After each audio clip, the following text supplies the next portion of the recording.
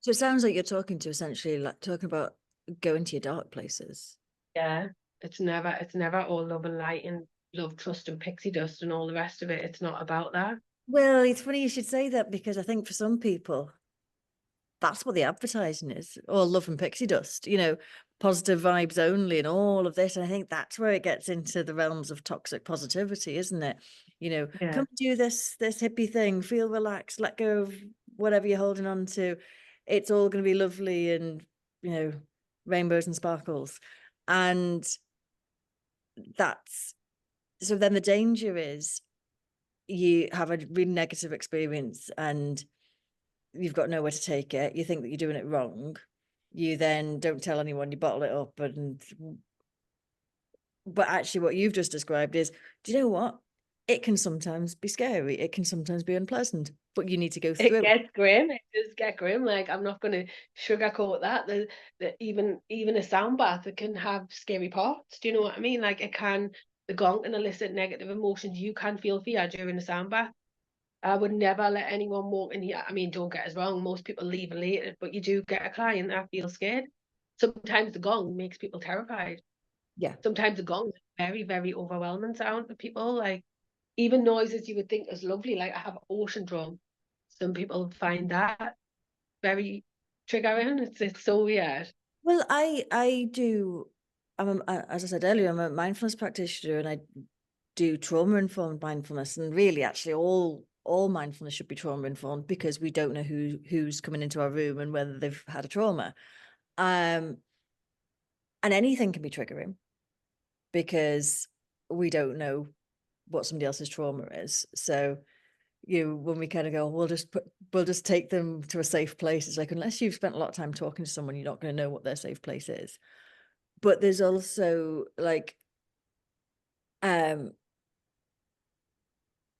a lot of traditional mindfulness is like, you start off with body scans and you're just inviting someone to relax by feeling different parts of their body. Well, let's face it, if you've experienced sexual violence, if you've got issues around body image, eating disorders, just or pain, or you just have a human body, that's not necessarily going to be relaxing. It's absolutely horrendous, and I can see that from a trauma perspective. Like I had real bad trauma in my body, and I completely detached from my body. And the last thing I wanted to do was be in the body. The body was the most uncomfortable place for me to be, and I had to do a lot of nervous system regulation work and titrate into the body because going in there was just completely overwhelming. It could send us into a catalyst of panic attacks. Like it was never as straightforward as drop into the body for me because that's how I coped. I took myself out of the body and I was as far out of the body as you could get, and I lived completely mind based for a long time because the body was that uncomfortable. And I think going back into it, I had to incrementally train myself to do that. There was no way I could have just dropped into the body and felt comfortable in it at all. Yeah. Yeah. That's why It's I initially I'll always take people to the breath and see how they feel with the breath going in and out. Because if I say right now you just start somatically feeling the whole body, it can just be crazy. yeah. And the breath is triggering for some people as well. Oh yeah, definitely, and especially people that have had panic attacks and hyperventilated, trying to control the breath can. I was like that at one point. That was a thing for me as well.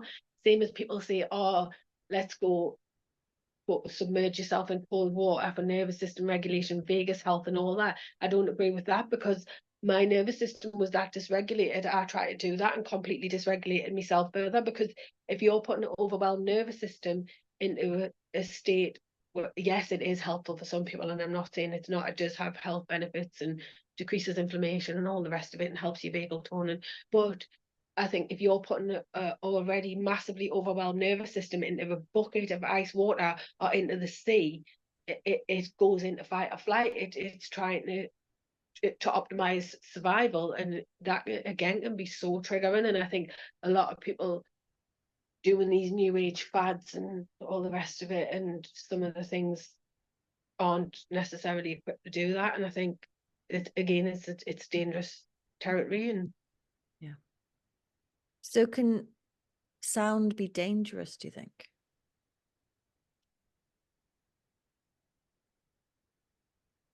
I wouldn't say dangerous. I'd say it can definitely overwhelm somebody.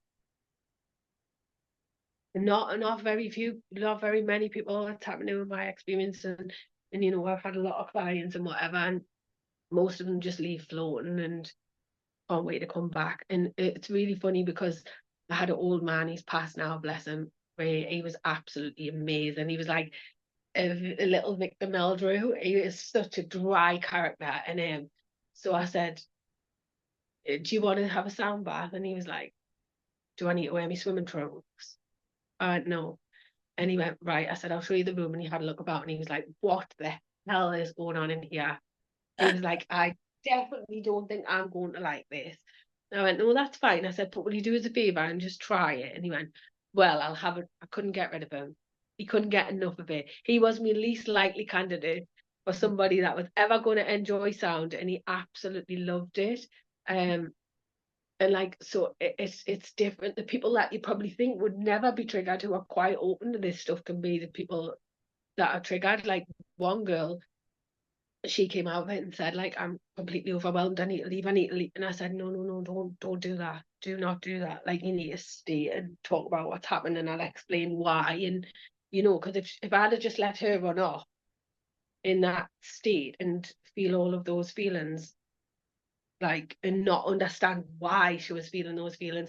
And then I think because they feel uncomfortable, they start resisting feeling uncomfortable, and then the resistance creates more uncomfortable feelings, and it goes on and on and on. So it's all about teaching them to surrender to what's happening.